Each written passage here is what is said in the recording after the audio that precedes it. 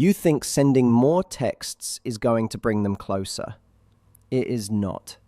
In fact, every extra message you send is quietly pushing them further away. And nobody tells you this. Nobody explains why the avoidant person in your life goes cold the moment things start feeling good. Nobody hands you the actual words that work. Until now. Here is what most people do not understand about avoidant attachment. The rules that apply to every other person you have ever liked do not apply here. What works on someone secure, someone emotionally available, someone who actually wants closeness, those strategies will backfire completely with an avoidant. And if you have been trying to love an avoidant the way you would love anyone else, you have already felt this. You have felt them pull back. You have felt the confusion. You have sent a warm message and watched them go quiet. You have poured yourself into the connection and somehow ended up with less than you started with. That stops today. What I am going to give you are 4 specific types of texts, not generic advice, not fluffy suggestions, actual approaches with the psychology behind why they work on an avoidant brain specifically. Because once you understand how an avoidant processes communication, once you see what triggers their walls and what quietly lowers them, you will never text the same way again. But before we get into the texts, you need to understand something fundamental, something that will reframe everything you thought you knew about this person. An avoidant is not cold because they do not feel. They are cold because they feel too much. And they have spent their entire life learning that feelings lead to pain. Somewhere in their history, probably early, they learned that depending on someone emotionally was dangerous, that needing people meant getting hurt. So they built a wall, a very effective, very convincing wall. And from behind that wall, they watch you. They notice you. They are often more drawn to you than they let on. But the moment they feel the pull getting too strong, something inside them hits a panic button and they retreat. This is not personal. I know it feels personal. I know it feels like rejection, but it is a reflex. It is almost automatic. The avoidant is not sitting there thinking, I want to hurt this person. They are sitting there thinking, this is getting too close, and closeness has always cost me something. So the question is not, how do I make them like me more? The question is, how do I communicate in a way that does not trigger that panic button? How do I create connection without crowding them? How do I make them feel drawn in without making them feel trapped? And the answer lives in 4 very specific texting approaches. Before we get into the first one, drop a word in the comments. Just one word. Whatever you are feeling right now about this person. Nervous, confused, hopeful, exhausted, whatever it is, put it there. And if you want to actually change how things go with this person, subscribe. We are trying to reach 1,000 subscribers and we are genuinely not close yet. Every single one matters. Hit that button. Now, let us get into this. The first text is what I call the no pressure check-in. And I need you to understand why pressure is the avoidant's worst enemy before you can understand why this text works so well. When an avoidant receives a message that has emotional weight behind it, a message that requires them to match your energy, respond at your level, or validate your feelings, something shuts down in them. It is not that they do not want to respond. It is that the expectation feels like a wall closing in. Even a simple, "How are you?" can feel loaded if it comes with the unspoken subtext of, I need you to emotionally engage with me right now. So the no pressure check-in removes all of that. It sounds something like this. Hey, no need to respond right away. Just wanted to say I thought of you when I saw this.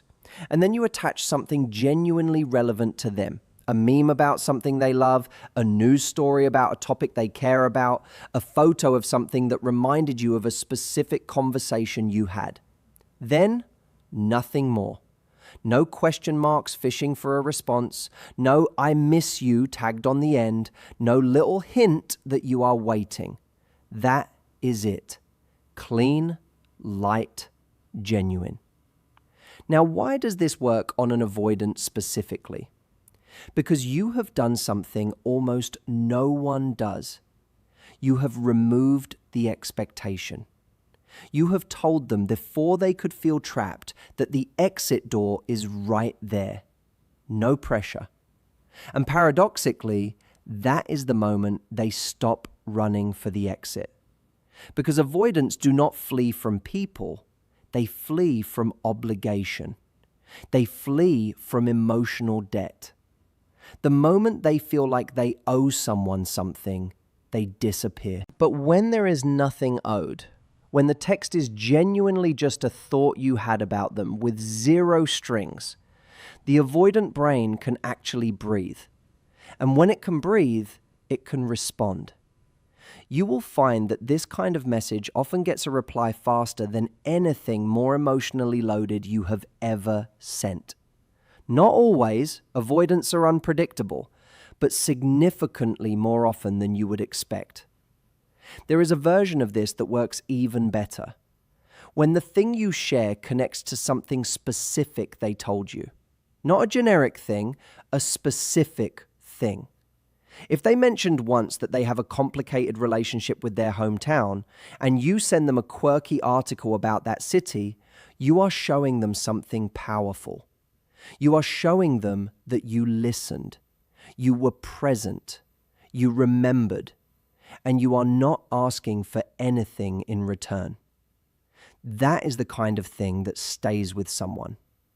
The avoidant goes to bed that night and thinks about that. Because most people in their life have never just given them something without needing something back. The second text is what I call the confident, low investment reach out. And this one requires you to be in a specific headspace to pull it off. You cannot fake this. The avoidant will sense it immediately if you do. Here is what it sounds like. Something along the lines of, "Just had the strangest day. Would have made you laugh. Hope yours was better." Or maybe something like, "This city is full of characters today. You would have hated it," which means you would have loved it. Short, specific to them, and completely self-contained. Notice what is happening there. You are sharing a moment from your life. You are letting them in just a little bit. You are referencing them in a way that shows you know who they are as a person. And then you are closing the loop yourself. You are not leaving it hanging open for them to fill. You are not saying, "Tell me about your day," or "What are you up to?" You are simply including them in your world for a moment and then stepping back. This works because avoidants are deeply attracted to people who have their own lives. Not just people who say they have their own lives, but people who demonstrate it. The fact that you have a story to share, that something happened to you, that you found it worth mentioning, all of that signals that you are a person with presence, with momentum, with a life that exists independently of them. And here is the thing about that. An avoidant will pull away from someone who seems to be orbiting them, someone who seems to have made them the center of everything, because that feels like pressure, that feels like weight. But someone who is clearly living their own life, clearly having their own experiences, clearly not sitting by the phone waiting, that person becomes interesting. That person becomes something to reach toward rather than something to escape from. The second element of this text is the confident tone. Not cocky, not performative, just calm and grounded. There is an ease to it, a lightness. You are not trying to impress them. You are not trying to extract a response. You are just being a person with a voice and a perspective and a life worth knowing about. The third text is what I am calling the open door callback, and it is probably the most underused move in the entire playbook of connecting with an avoidant. Here is the scenario. Something happened between you two. Maybe they went quiet. Maybe you had a moment that fizzled. Maybe a plan fell through and you are both in that weird limbo where no one has addressed it. Most people in this situation either over-address it, sending a long message about how they feel, what they want, what happened, what does it mean, and so on. Or they go completely silent, hoping the other person will reach out, feeling resentful when they do not. The open door callback does neither of those things. It sounds something like this. Still up for grabbing that coffee whenever you resurface? No rush. Or something like this. That place we talked about checking out is apparently amazing. Doors open if you ever want to check it out. What you have done there is extraordinary in its simplicity. You have referenced something that existed between you two, something shared. You have left a door open without demanding they walk through it. And you have communicated something essential, that you are not angry, that you have not written them off, that the option still exists. For an avoidant, this is an almost irresistible kind of message, because their fear underneath everything is that closeness will cost them the relationship eventually, that they will get close and then something will go wrong and they will lose the person and it will confirm everything they believe about emotional connection being unsafe. So they pull away first. They get there before the loss does. But when you send this text, you are telling them something they rarely hear. You are saying, I am still here. I am not punishing you for needing space. The option is on the table and it has no expiry date.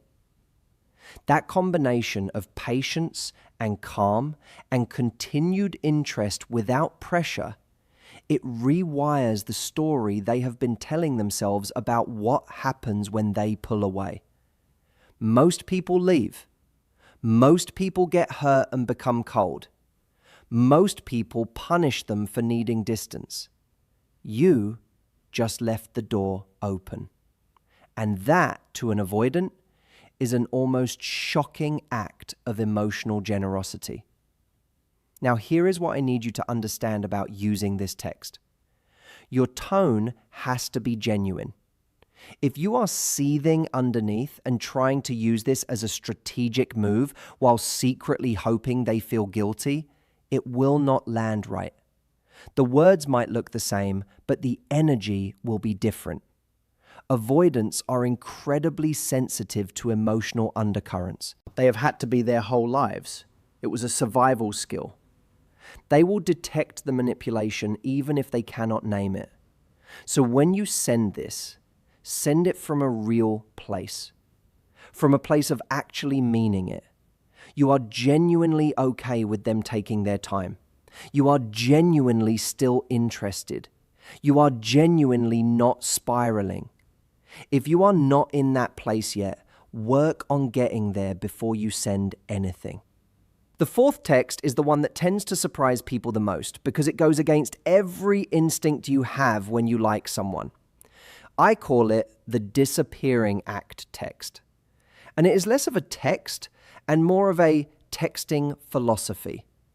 Here is how it works. You send something engaging, something with a little spark to it, and then you go quiet. Genuinely quiet. Not strategically quiet, where you are checking your phone every 8 minutes. Actually quiet. You go live your life. You make plans. You do the thing you have been putting off. You call the friend you have been meaning to call. You go to the gym or take the walk or start the project. You genuinely step out of the waiting room. And while you are doing that, something happens in the avoidant's mind. Because the avoidant is used to being the one who creates distance. It is their move. It is how they maintain control of the emotional temperature in a connection. When you suddenly become the one who is not right there, available, visible, waiting, something shifts. Curiosity gets activated. Avoidants are not immune to missing people. They actually miss people quite deeply. They just rarely admit it even to themselves. But when someone they are genuinely drawn to becomes less available, that feeling surfaces. The question becomes, Where did they go? Are they okay? Did something change? Are they less interested now?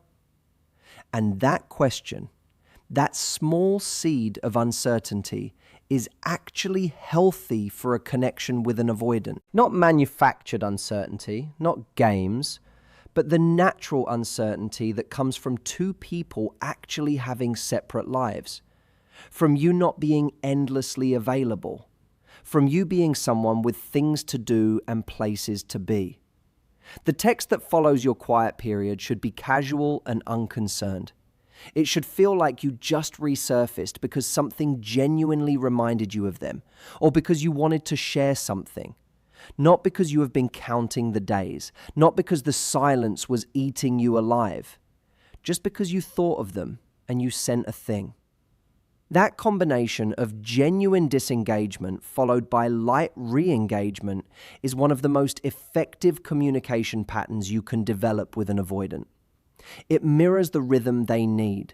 It gives them the space they are always unconsciously looking for. And then, it offers connection without demand. Now I want to talk about something that sits underneath all four of these texts. Because the texts alone are not actually the point.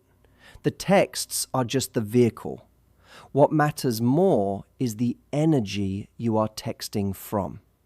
If you are in a constant state of anxiety about this person, if you are monitoring every word before you send it, if you are decoding every response for hidden meaning, if you are lying awake trying to figure out where you stand, then even the best crafted text in the world is going to carry that anxiety with it.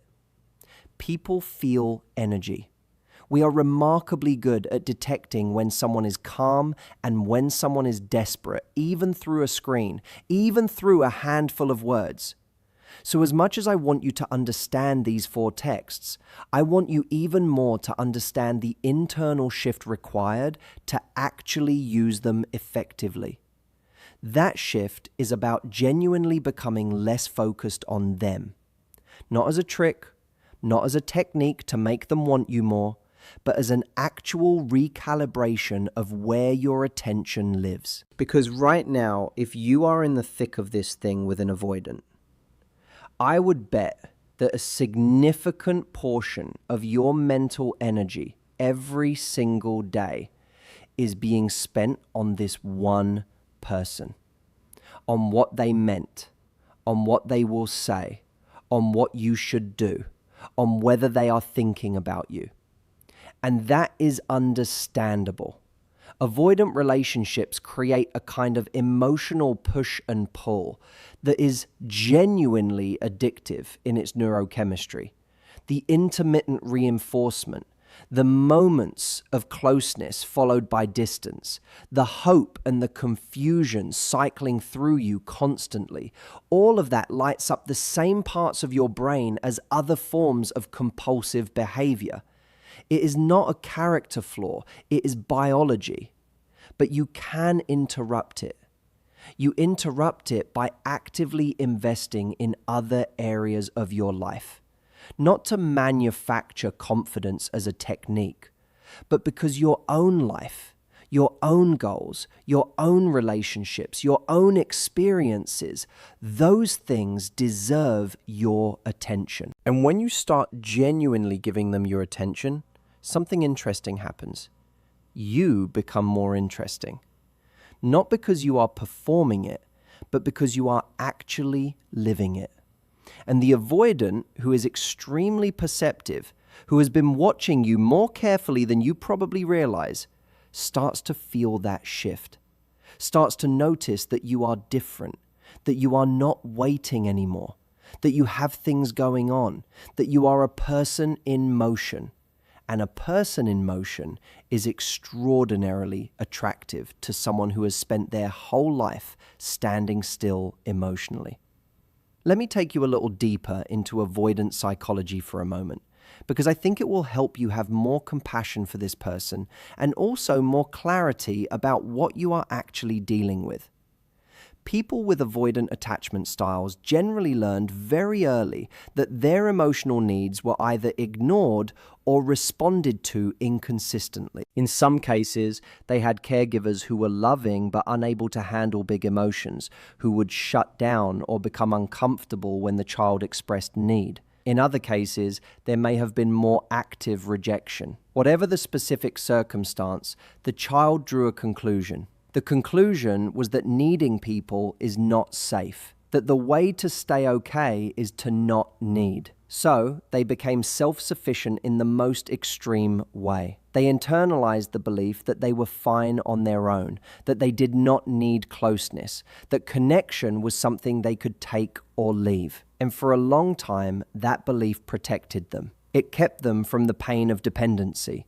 It gave them a sense of control. But what it also did was prevent them from ever experiencing the kind of deep, sustained connection that every human being fundamentally needs. And deep down, underneath the walls and the independence and the coolness, the avoidant often aches for that connection. They just do not know how to have it without panic shutting them down. This is why patience matters so much with this personality. Not infinite patience, not martyrdom, not putting your own needs permanently on hold, but a kind of steady, calm presence that tells them you are not going anywhere, you are not threatening them, and you are not going to collapse the moment they need a little space. That kind of steadiness is incredibly rare in a partner. And to an avoidant who has unconsciously been testing every person they meet for signs of emotional instability or suffocation, it is profoundly attractive.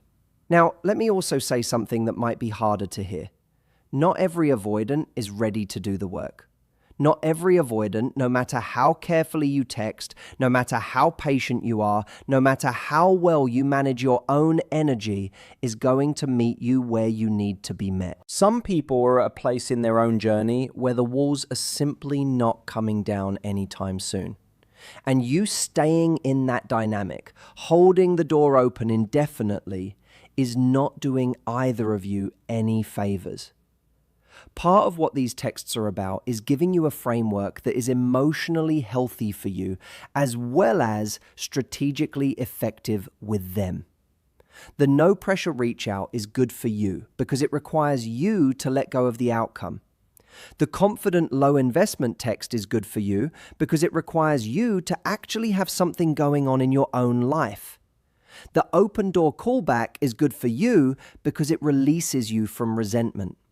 And the disappearing act is good for you because it requires you to actually live. So even if this particular person never comes around, the practices I am describing here are going to make you more grounded, more attractive, and more emotionally healthy in every relationship you have going forward. That is not a consolation prize. That is actually the whole point. Let's talk about what not to do, because sometimes knowing what to avoid is just as valuable as knowing what to pursue. Do not send multiple texts in a row if you have not gotten a response. One message is a reach. 2 messages start to feel like pressure. 3 messages feels like pursuit. And to an avoidant, pursuit triggers the exact reflex you are trying to avoid. Give the message space to breathe. If they have not responded, it is not because they did not see it. It is because they are processing it in whatever way they process things. Let them process. Do not use texts as a vehicle for emotional processing. This is a big one. When you are anxious and confused about where things stand, when you are lying awake at 2 o'clock in the morning trying to make sense of everything, the urge to send a message is enormous. The urge to open the conversation, to get some clarity, to say what you are feeling is completely understandable. But with an avoidant, this kind of message will almost always backfire. It will feel like too much, too soon, too heavy, and they will retreat. If you need to process with a friend, process with a journal, process here in the comments if you want, but do not make the avoidant your processing partner unless and until the relationship has developed to a place where they have explicitly shown they can hold that space. Do not punish them for taking space. This one is subtle but important. If they go quiet for a few days and then reach out, do not greet them with coldness. Do not respond with a clipped answer designed to let them know you noticed their absence. Do not perform distance as revenge, because the moment you do that, you confirm their deepest fear. You confirm that connection is dangerous and that getting close costs them something. That the warmth will disappear the moment they pull back. Instead, when they resurface, respond with warmth, with genuine warmth. Not excessive, not over the top, not look how fine I am, just warm. Hey, good to hear from you. And then meet them where they are. That response, that non-punitive, welcoming response, is one of the most powerful things you can do with an avoidant. It breaks the pattern they expect. It teaches them, slowly, that coming back is safe. Do not over-explain yourself.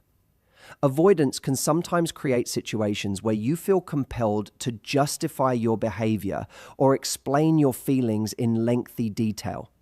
They might say something that seems dismissive or confusing, and you feel the urge to lay out your entire emotional landscape so they understand where you are coming from. Resist this. Keep your emotional disclosures short, clear, and low pressure.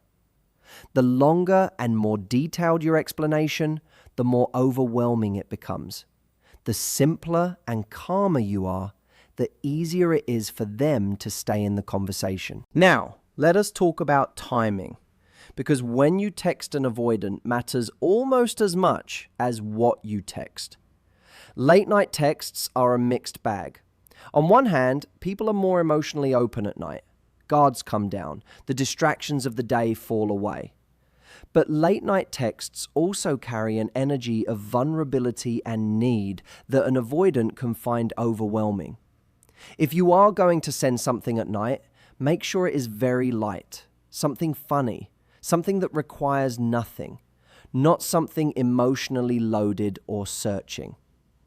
Morning texts work well when they are casual and reference something specific. Good morning by itself can feel like an obligation to respond. Good morning plus something specific about their day or something you genuinely thought of, that has a little more texture to it. Midday texts are often the most underrated. People are in the middle of their lives. A text that arrives midday and does not require an immediate response, that just lands there and can be picked up when it makes sense. That is comfortable territory for an avoidant. And what about after conflict or tension? Wait longer than you think you need to. Avoidants need time to come back down after something has felt emotionally charged. What feels like a short amount of time to you might feel like an eternity. Give them more room than seems reasonable. Then reach out with something light. Not a reference to the tension unless they bring it up. Just warmth and normalcy. A signal that the static has cleared. Loving an avoidant is not automatically a mistake. It depends on two things: their self-awareness and your needs. If they recognize their patterns and are genuinely trying to grow, change is possible. But if they blame everyone else and avoid accountability, the relationship can become painful. At the same time, your needs matter. If they cannot offer emotional presence, communication, or consistency, no strategy will fix that gap. Yes, give them space. Yes, communicate in ways that do not trigger withdrawal. But also stay honest about reality. Are they making effort, even slowly,